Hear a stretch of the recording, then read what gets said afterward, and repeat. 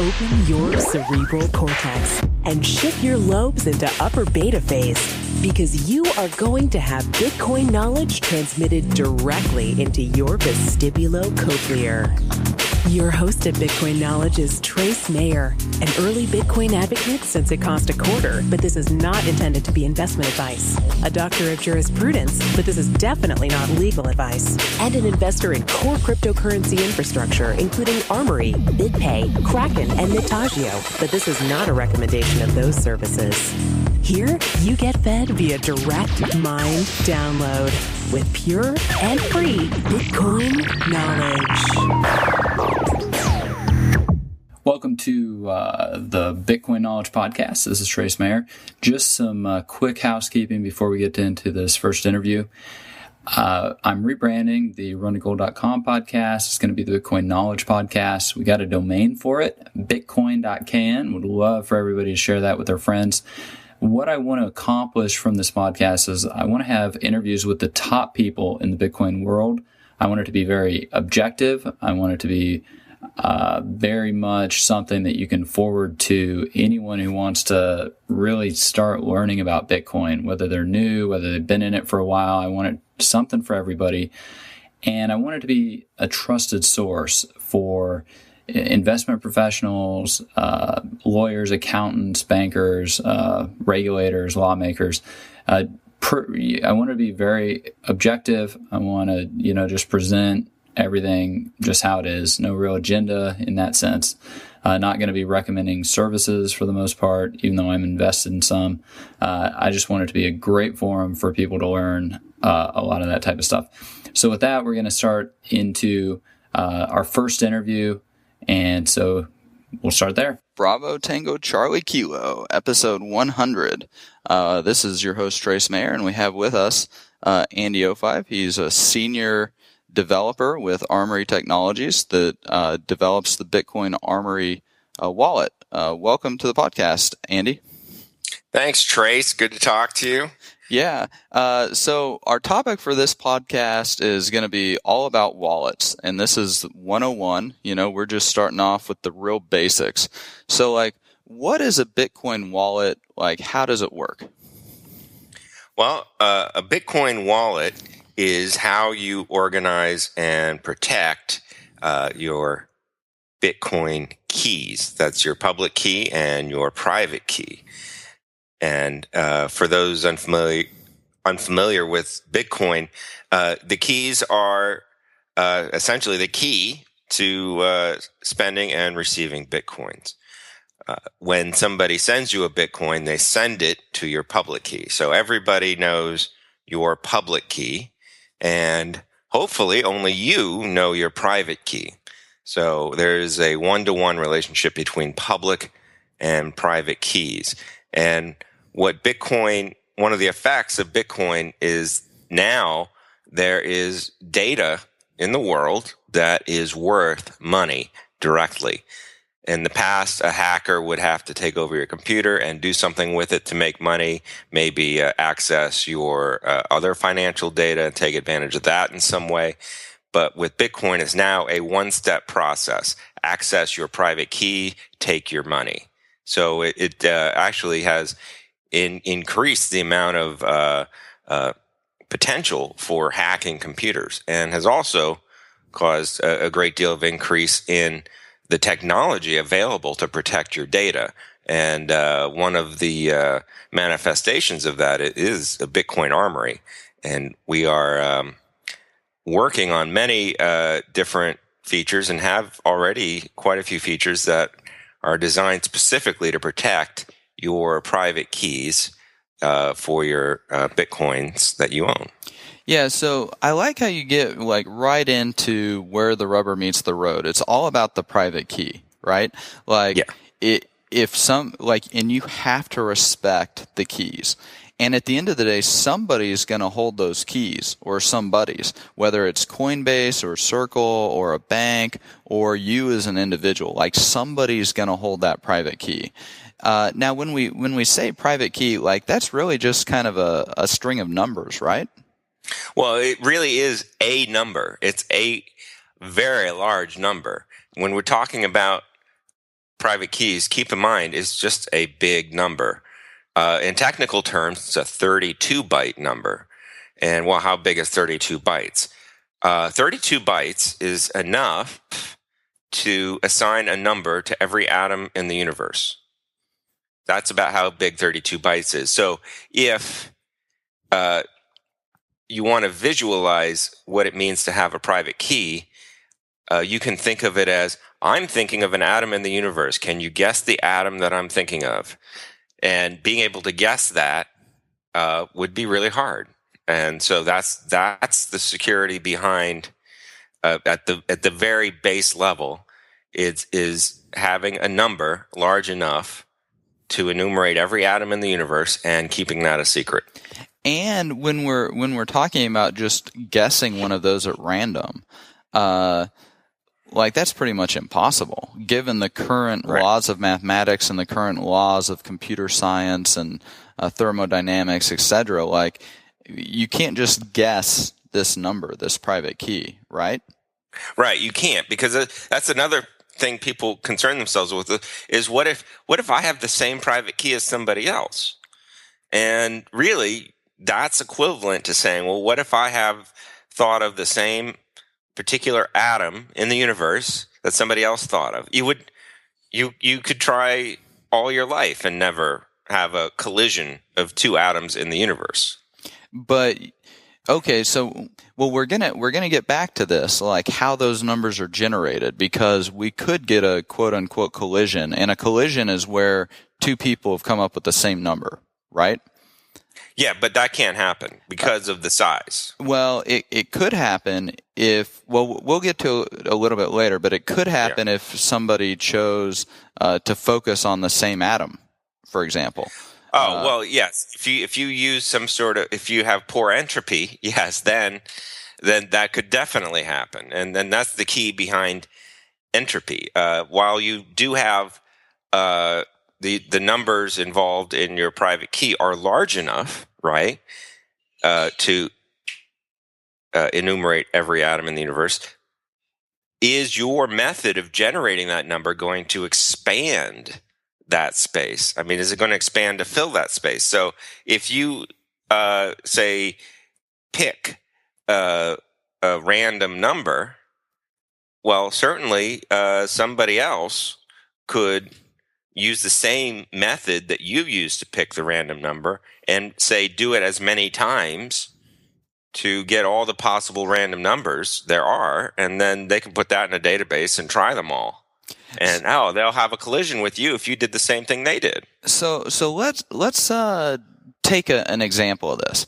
There's a site called brainwallet.org, and you can actually download the source code and run it on your own computer, so that's good. But what BrainWallet really kind of touts is that you can create one of these passphrases, and that gets converted into a private key. And so it's very easy to remember. For example, we could use the word cat, C-A-T, and that would actually generate a specific number, right? Like a specific private key. Yeah. Well, imagine if you went about, say, get a bunch of people that you know, right, who want to work for minimum wage, and just put them on that website and have them generate bunches and bunches of brain wallets. And then you store each one in a database. And then after you do that, maybe with a few dozen people, and they spend, say, a week doing that, you might have a couple of 100,000 brain wallets in your database. And now you've got a couple of 100,000 lottery tickets. And you keep checking those against blockchain.info to see if any of these brain wallets have a balance, because one of your worker bees might have chosen the same brain wallet as somebody else. And if they did, you get their Bitcoins. Okay, so like before we were talking about this before the show, and you had an analogy that like stealing Bitcoins is kind of like playing the game Capture the Flag. And so the flag is the private key. But now it appears that we've got two different ways, that like two primarily different ways that we can steal that flag. We can steal that flag with a physical attack. That's where somebody might like compromise your computer, right? And like steal your computer, steal your iPhone and be able to get the private keys that way. But there could also be a purely mental attack vector, right? And that's where somebody's able to steal your Bitcoins because of this entropy attack. Well, right. So that entropy attack basically means I'm going to steal anybody's Bitcoins who might want to use the same method of generating their private key that I'm going to try. Yeah. So, and let's give an example of this. So I was reading the Armory forums on Bitcoin Talk, and somebody had suggested to include this brain wallet feature into Armory. This specific brain wallet feature, and he provided his own software code. Of course, it was open source, like we could read it and everything. But the first thing I thought of was, I wonder if this is an attack vector on the entropy. Because if he can convince people to generate their Armory wallets using these using bad entropy, then there could be a potential attack vector there. And so maybe you can talk a little bit about how we spotted that and didn't include it in Armory, how it could have been a potential risk, and how we actually do generate entropy in the Bitcoin Armory wallet. Well, first of all, anyone can create their own brain wallet in Armory. We just don't expose it in the user interface. Basically, people are free to do whatever they want with open source code, and they can very easily find the correct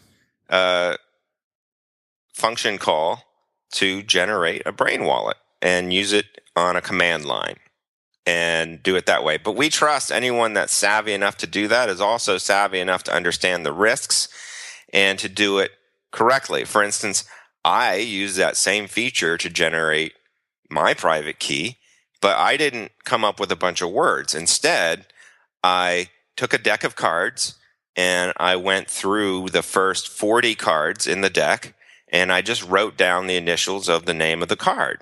King of Clubs would be KC. And so I go through 40 cards, and I've got about 80 characters. I enter that on the command line, and I generate my private key. That has plenty of entropy to cover the entire space of atoms in the universe. So that's a decent technique. Coming up with some words, not so good, because somebody else might come up with the same words and steal your Bitcoin. And those people are out there, and they're trying to do exactly that. So we hide that feature. And this gentleman came along, and he wanted to expose it. He wanted people to know about the beauties of the brain wallet. And you very cleverly spotted that. I bet he wants to run that attack on people that use that feature.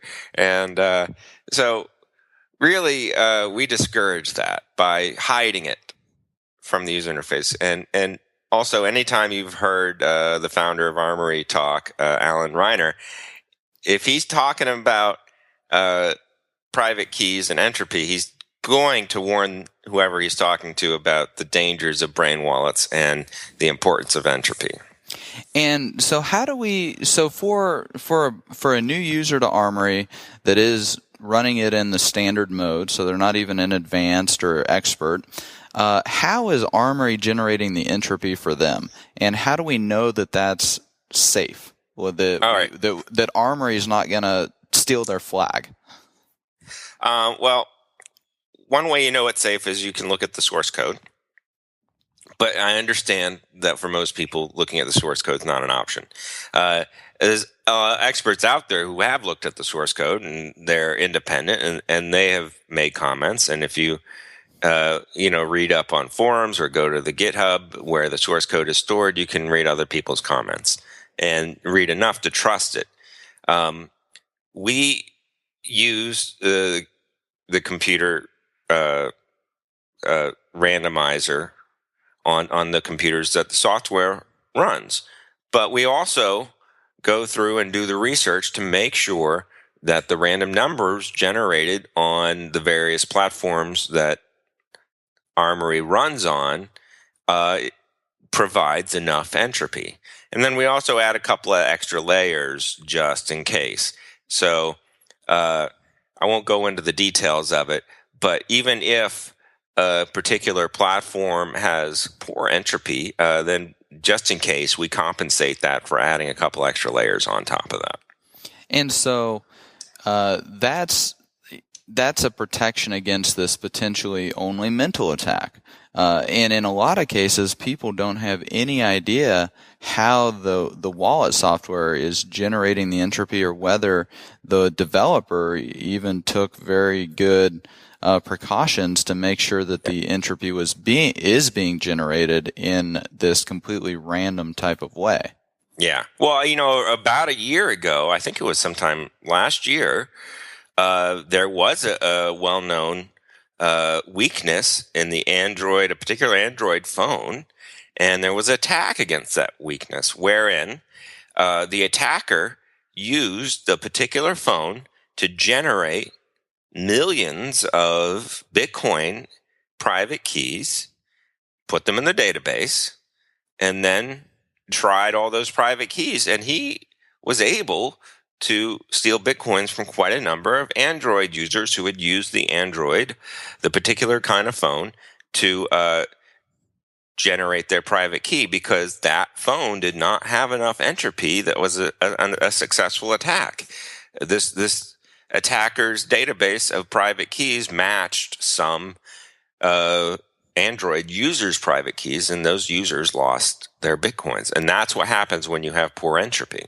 Man, that's a scary prospect, isn't it? Like, not only could a wallet developer just be negligent or just kind of not fully understand the ramifications of the cryptography and the math, but a really clever wallet developer could actually be malicious and release a really cool wallet out there that's got features, etc. But there could be a small little way for them to attack all those private keys through the entropy, for example. And right. And so it's very important for people to keep their Bitcoins in a very safe, trusted, peer-reviewed, open-sourced wallet. Right. So here's the thing. That feature that we don't want to expose to people because they might misuse it, that feature is actually the key to making the most secure wallet. Now, certainly, you run our wallet on any decent computer that we support, then you're fine. But if you really want to prove it to yourself that Bitcoin Armory is not out to steal your Bitcoins, because maybe you don't even trust us, the way to do it is what I did, which is to generate your own entropy. You can use a deck of cards. You can roll dice. And if you're really careful, you're going to do the math yourself and figure out how many dice rolls or how many cards you have to draw to generate enough entropy so nobody's going to have the same private key as you. Now, this is really kind of fun. I actually I remember when a friend of mine, he had just learned about Bitcoin, and he was at our meetup group, and this was the first time I met him, and he was like, I generate my private keys offline with dice. And he's like, I really wish there was a program that did that. And I was like, well, haven't you heard of Armory? And he was like, well, no, like, what's it do? So I told him about Armory, and this was even after I had funded Armory. And the next time I saw him, sure enough, he had written a Python script where he could input his own dice rolls as the entropy.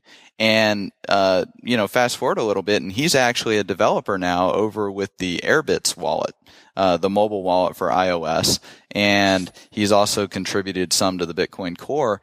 But I think it's very, very helpful for people to know that, we with Armory, it has been that the feature has been abstracted away so that the new user doesn't have to kind of deal with this much more technical part. But if people want to, they can dig in and generate their own entropy and make sure that their Bitcoins are absolutely safe from that particular attack vector, right?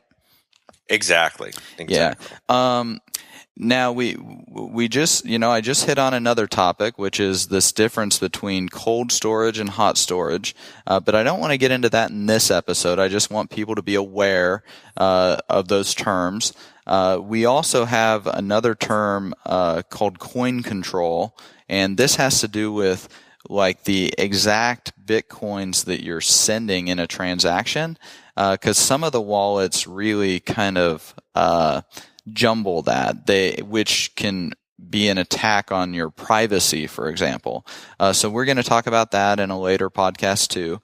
But like, I wanted to wrap up this particular podcast by just getting into just scratching the surface on a couple security implications.